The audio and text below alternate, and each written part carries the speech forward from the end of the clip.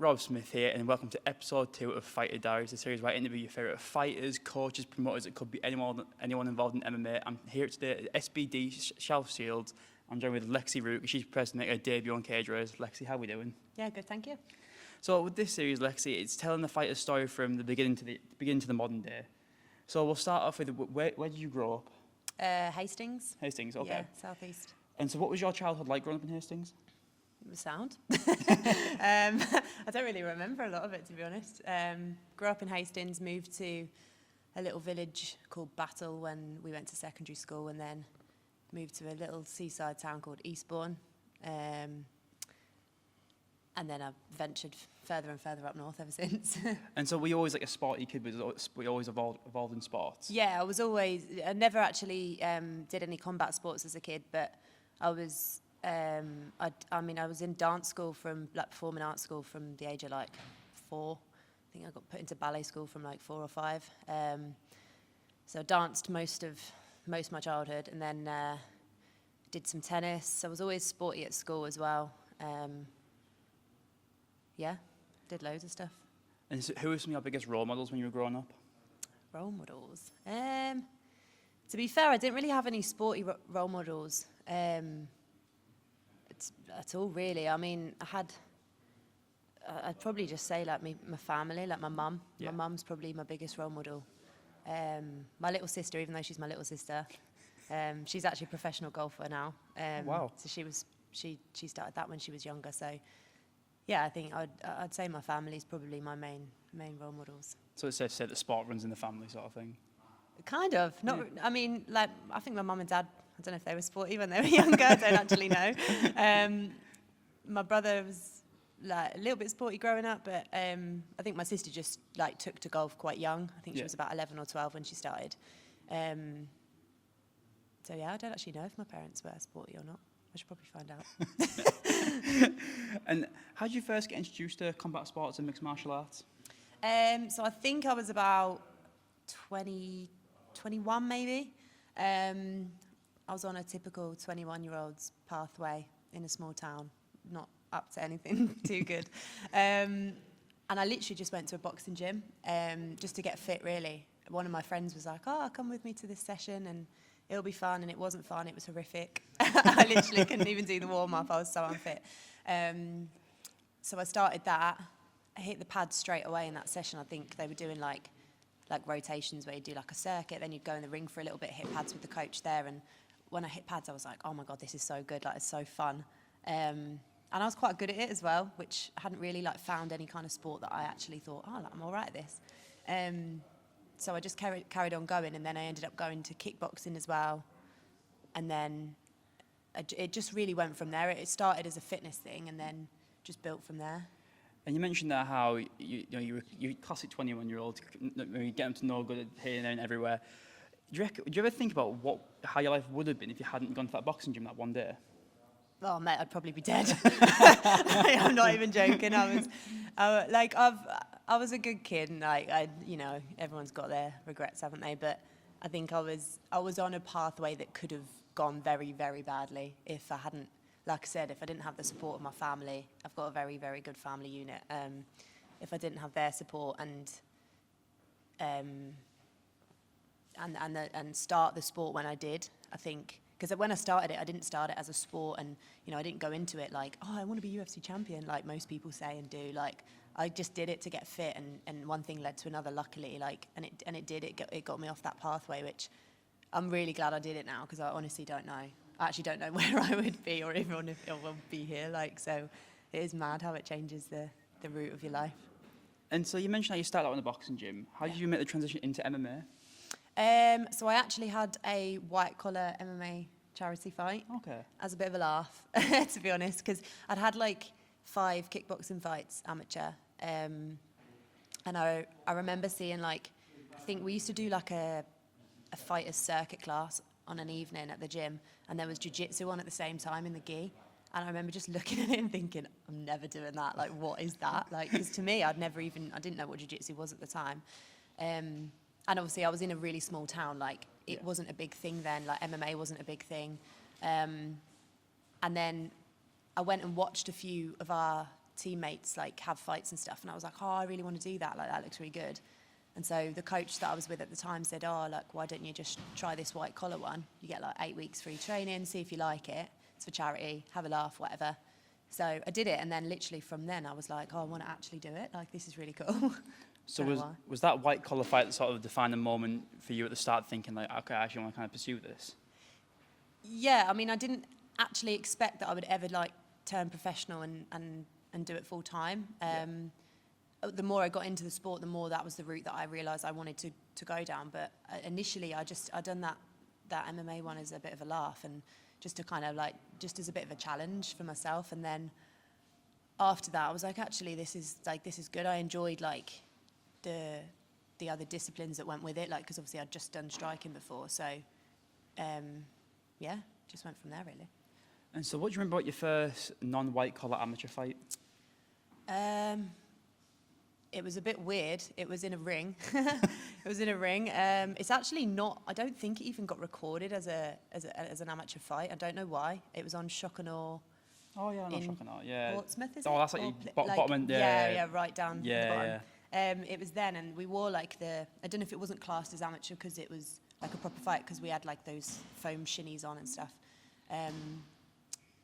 But it was, honestly, I can't even remember it. I think I stopped the girl with strikes, but it wasn't like, I don't know. It was a blur. It was in a ring, so it was really weird because like, you couldn't really use any like wall wrestling like you would now, or like, so it wasn't even in a cage. I think the second one was Cage Warriors Southeast Academy. Yeah. And so how many amateur fights did you have before you made the decision to go pro? I had 13. So I had a couple on the Cage Warriors Academy Southeast. I got their flyweight title. Picked up a few amateur titles, to be fair. Like, didn't really realise at the time like what that kind of meant, but I've actually got quite a few straps. And then did the IMAFs as well. Didn't do great at the IMAFs, but the experience was probably more valuable than actually winning it, to be honest. And then 13 fights, and I thought just at the time it just felt right to go pro, because a lot of the girls that had already fought amateur either turned pro or had retired from it and didn't take it any further. So it kind of got to the point where I was like, well, I need to kind of take that next step now. And do you think, looking back, that having so many fights, because I think you see it so more, especially nowadays, people try and rush their careers a lot. You see people who have, and I've seen so many fighters who have had, they go 6-0 and think, I'm ready to go pro now. I'm thinking you're still just new. You're still 6 fights isn't much, whereas 13, that's a lot of experience, and also you're winning title, having that experience in the IMAFs. I was speaking to Amy Scully recently, who's had a lot of experience in the IMAFs. Yeah. And I didn't realise you'd fought in the IMAFs. So talk to me about that experience of doing that, because I think that's an experience that not many fighters get, and I think even if you don't do particularly very well, I think the experience that you get from doing it is massive for your career. Would you agree? Yeah, definitely. And I think for women, it's a really good opportunity, because you get the chance to fight multiple times in that week, which, you know, I'm sure most people agree, like getting a fight in, I don't know what it's like for amateurs now. I was very lucky to have 13 fights as an amateur. I was really, really active, but my pro career has been a real slow burner just from lack of opponents. So it was a really good opportunity to go out there and get the opportunity to fight multiple girls, and also girls from like Europe as well, like not just the UK scene. So I think it's good. It gets you, if your plan's to go professional, it gets you, like, it's like a dress rehearsal, like getting used to flying somewhere while you're cutting weight, making weight. You know, we had to make weight every day as well, so you couldn't really do too much of a cut.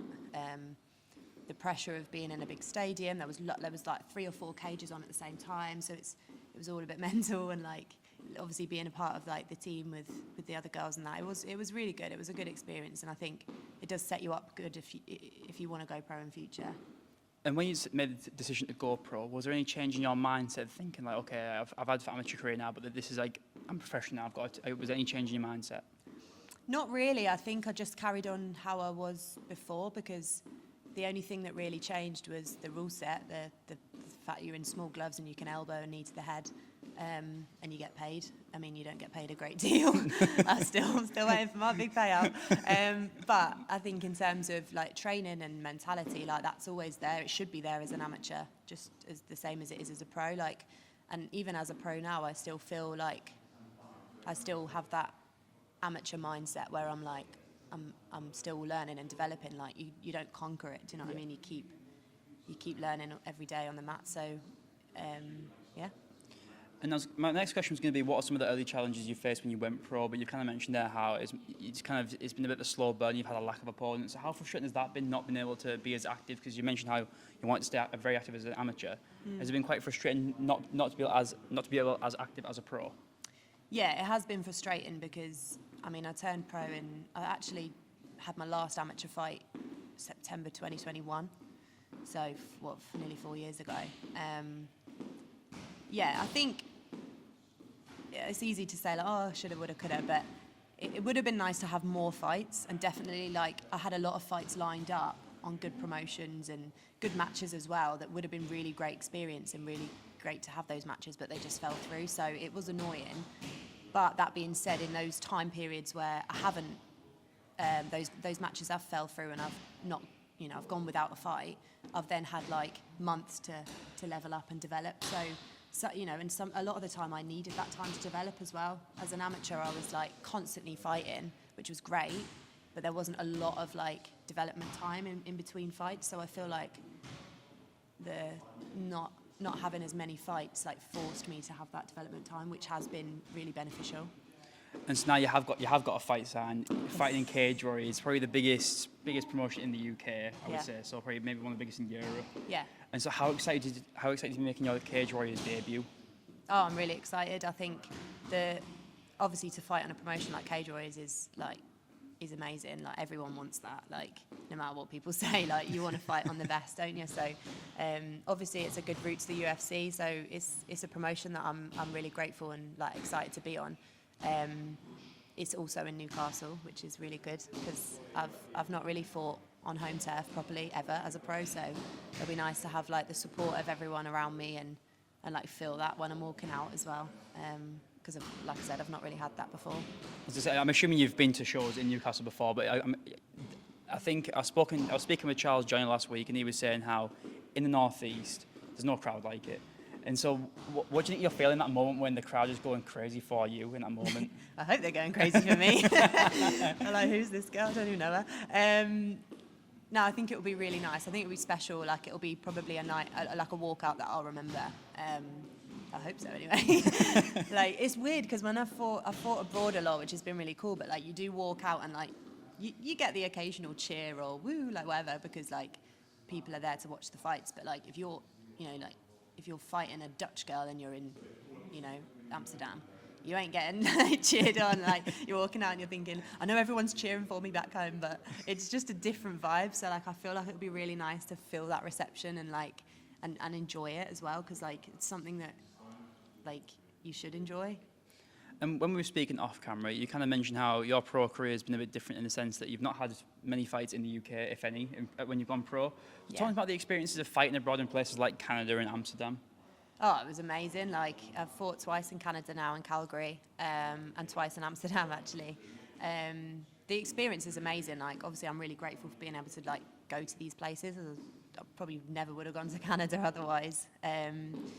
So yeah, it is really good, and that's why like obviously the IMAFs were a good dress rehearsal, because going to Canada I was like, well, I know I can go on a flight and cut weight and water load and do everything I need to do, like I've done it before. So yeah, it was a really good experience.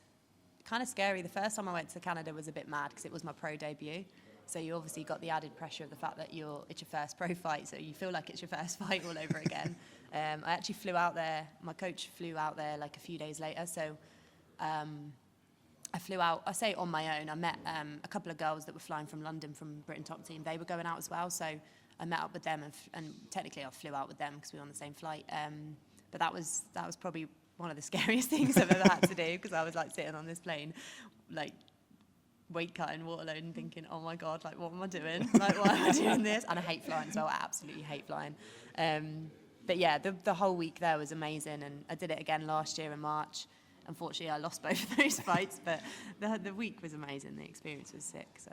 And does it make it harder when you go into these fights knowing that you haven't really got the support of your friends and family there with you? Because obviously it's going to be hard for them to travel to every single fight when you're fighting abroad so often. Yeah, I mean, weirdly enough, my pro debut, my auntie and uncle actually surprised me and just turned up at the hotel, and I was like, Am I hallucinating? What's going on?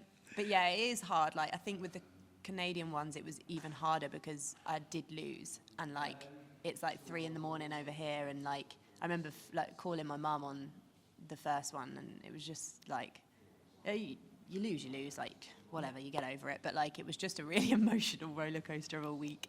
And it was hard because it would have been really nice to have everyone there. I mean, like I said, I did have my auntie and uncle there, so that was really nice.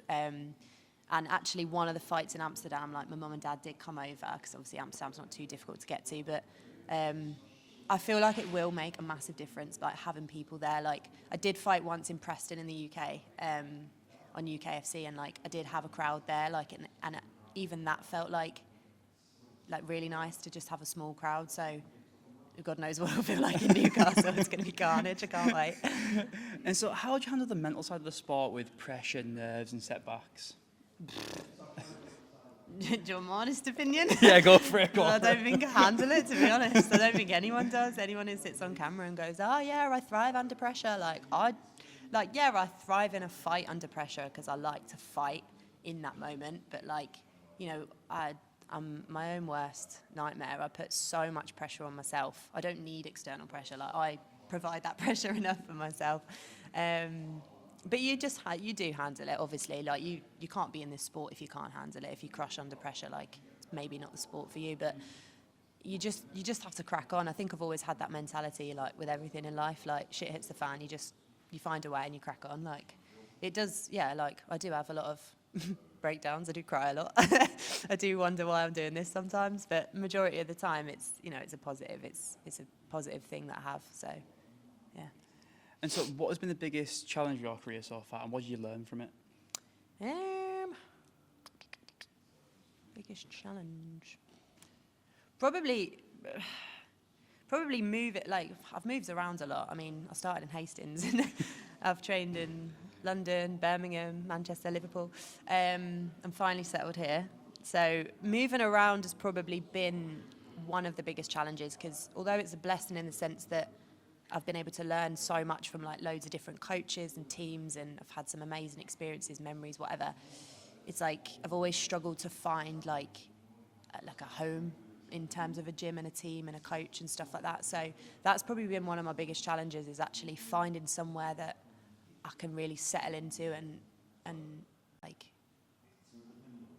just stay in that place for longer than like 2 years. It's my fault. Like, I move around, like I always have done, but I think that's probably the biggest challenge, because you get so far with like a team or a coach, and then it's like your life changes again. And it's all bit, you know, I chose to move here, moved in with my boyfriend, and it's all obviously positive, but it's still like, okay, now I've got to find a new team, now I've got to find a new gym, I've got to find a new job, I've got to settle in, and you're trying to do all of these things whilst preparing for a fight as well. Like, it's just a bit mental, but I'd say that's probably one of the biggest challenges. Like I said, I put it on myself because I chose to move, but yeah, I mean, I guess it's part of the sport, and it adapt and overcome. Like, you just handle that kind of stuff. Yeah, and of course. Crack on, but. And so how long have you been here at SBG? Not long. I started working with Alex about 3 weeks before my last fight, so April, like late March, early April time. So not long at all, actually. In that short time, how influential has he been for you? Like, majorly. Like, it's been really, really good. I think the first, I was recommended by a few people, like, mentioned his name and said, like, oh, he's really good if you're up, you know, that way, like, you should pop in and see if you like the gym. And I'd seen on Instagram a few clips of his session, so I just messaged him and just said, can I come down and try the striking class? Because I was doing a lot of, I'm still at Northeast Jiu-Jitsu. I do a lot of my grappling there. But like, it was ultimately a lot of grappling, so I was like, I need my striking night and other elements. So I came down here and just tried the striking session, and I just instantly just felt like it just clicked. Like, I liked obviously the facility's gorgeous. Oh, like, yeah, it's beautiful. It's first time been here, it's really nice. It's a really, really nice facility. But it was just really welcoming. It was really professional. Like, the coaching, the system they have with MMA, like the development, like to learn and to get better and stuff. It just clicked for me. So yeah, it's been really good, and I feel like in the short space of time that I've been here, like we've really already started making big improvements. So, yeah. And I'm always curious, because obviously I'm an outsider. I've been around the sport for a very long time. I'm still very classed as an outsider. I've not had a fight in my life. So what is a sacrifice that a fighter has to make that maybe the average fan doesn't necessarily see? Oh, there's loads. There's a lot of sacrifice. Like, I mean, people always talk about that. Like, I don't tend to like advertise it or dwell on it, but at the end of the day, I sacrifice everything. Like, you sacrifice, like, your friends, time with your friends, your family.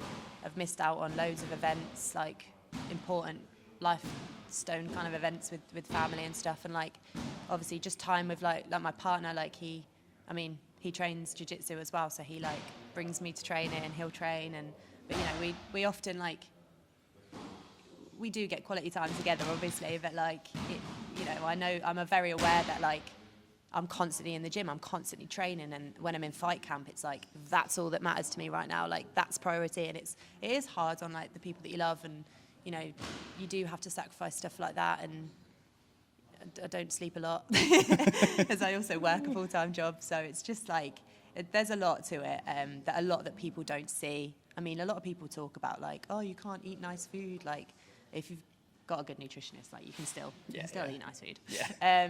It's not really anything like that I worry about sacrificing. It's more like the time and with my friends and family and loved ones and stuff. But you know, you make up for that after fight camps. You have to. So yeah. And so how do you balance having a full-time job while also training full-time? This is why I consume a lot of caffeine. I mean, I've done it the whole time I've been in the sport. I've always worked. I've never been fortunate enough to get financial sponsors, or you know, I'm not from a rich family or anything. So yeah, it's always been like a graft. I've done every job imaginable, like just to fit in around my training. When I lived in Birmingham, I was getting up at 3 a.m. to work at Sainsbury's as an online shopper, and finish at like 10 in the morning, go straight to training. The pro session would be at 11 in the morning, finish at 1. Go home, shower, nap for a bit, go back to training. I'd have to be asleep by 6 p.m. because I'd have to be up at 3 a.m. the next day. And like, I mean, now at the moment, I'm very fortunate. I've got like a 9 to 5 gig. So I manage it. I get up early in the morning. If I need to train before work, I'll get up early doors, run or do my S&C or train before work, go to work, and then go straight from work to training, train till like 8:30, 9, go home, repeat. So you just, like I said, you just have to do it. If you want to be a fighter, like if I want to do this sport and I want to make this happen for myself, then I just have to do what I need to do. Yeah, of course, yeah.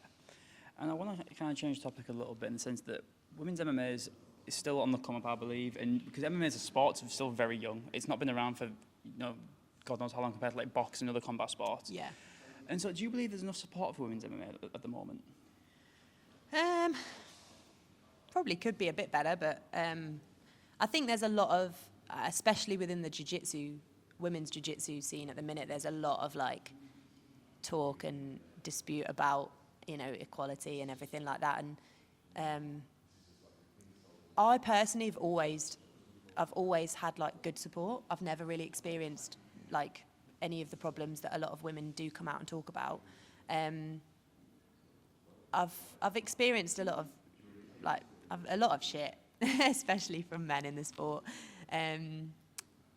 But again, I just figure it out. I just think, okay, well, I'm not happy with that. I'm not going to stay here. I'm going to move away, or I'm going to move on from that.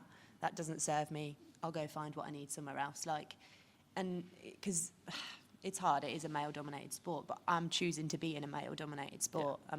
You know, and by me doing my bit as a female, I feel like I am supporting female MMA by, you know, like contributing towards paving the way for other women to do it. So I think now it's so much better now than it was. Like I said, when I started when I was 21, there was literally one other girl who would come down and train, and that was it. Like you did just train with the lads, and you didn't get to say like no, like you had to train with the big heavy lads, and you just had to be a bit. And to be honest, it taught me mental toughness. Like I think if anything, it actually stood me in good stead.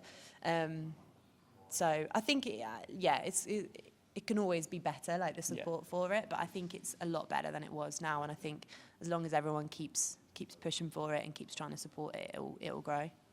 And you mentioned that how you've in the past you've had some negative experiences from men. And so in those times when you were having negative experiences, how did that make you feel?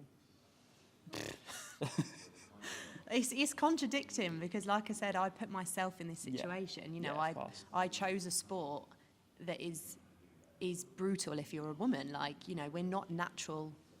As women, we're not meant to fight naturally, physically. Like, we're not meant to try and be like men. You know, men are built differently to us. Like, the hormones, the genetics, everything's different. So I put myself into a sport. I could have picked an easy life and gone to the golf course with my sister and my dad when I was 12 and chose a really nice, easy sport. Not easy sport, it's not easy, obviously. My sister works really hard. It's tough in its own way. But, like, in terms of, I decided to put myself in a male-dominated environment, a male-dominated sport.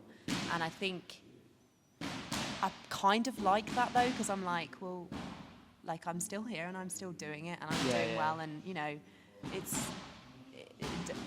kind of a challenge in itself, but I mean, you get shit from all angles of life, don't you? Like, male or female, it doesn't matter. Like, I've been disrespected by as many women as I have men in my life, so, you know, it is what it is. You just have to, if I don't like something, I'll sort it out and crack on. And I think I probably wasn't like that at the start of my amateur career. I was very naive and like, oh, everyone wants to help me. And actually, no, they didn't. Like, there was a lot of shitbags around. But they're gone now. And, you know, I've learned a lot. And I think it's made me grow as a person. So, yeah. It's almost like every day you still keep doing this sport. It's like you win a mental battle with yourself. You kind of prove yourself that, like, I can do this. I'm actually doing this. Do you ever have that sort of pinch myself moment where you're thinking, I'm a pro fighter now. I've just signed with Cage Warriors? Yeah, I think signing with Cage Warriors was a little bit of a moment for me because I was like, oh, like, and like, I have lost my last 2 fights as well. So I was kind of beating myself up a lot after those, thinking, flipping heck, am I actually going to get back on this wagon or what? Like, and obviously I'll always get back on the wagon in terms of I'll always get back to training and show up and put my all into it. But, you know, when you are like on a 2-fight losing streak as a pro, as a female, you do start thinking, shit, am I on the way out here? Like, I know I'm not. I know I've got a lot more to give, but I don't, I think I do the sport for many reasons, not just to necessarily be UFC champ or Cage Warriors champ or to prove that I can do it as a woman. Like, for me, it's more like I love the structure of training every day and like pushing myself every day and seeing how far I can push myself. And, you know, no matter how horrific I feel in some of the sessions, I might go home and be like, wow, I got, like, Monday night I got beat up. Like, you guarantee I'm back in the gym Tuesday. It doesn't matter how many times I get beaten up that week. Like, I'll go back and back and back and just, because I can't quit. Like, I can't let myself like be like, actually, like, no, like, I have to keep seeing, like, proving to myself that I can do it. It's probably more personal than proving to anyone else. It's more like proving to myself that I can do it. So, yeah. And what advice would you give to, say, say if you could speak to you 10 years ago, what advice would you give yourself? Don't do it. Don't put yourself through it. No, I'm joking. No, I think I would probably warn myself if I was going back and saying, you know, I'd probably say be careful. Like, don't trust everyone. Like, don't be too naive. But also, I think I'd just say, like, I'd want to, like, enforce, like, the enjoyment of it more, because I think it's very easy to, like, to get consumed by the pressure of, like, especially now, like, the sport's a lot more prominent now, so it's a lot more popular now.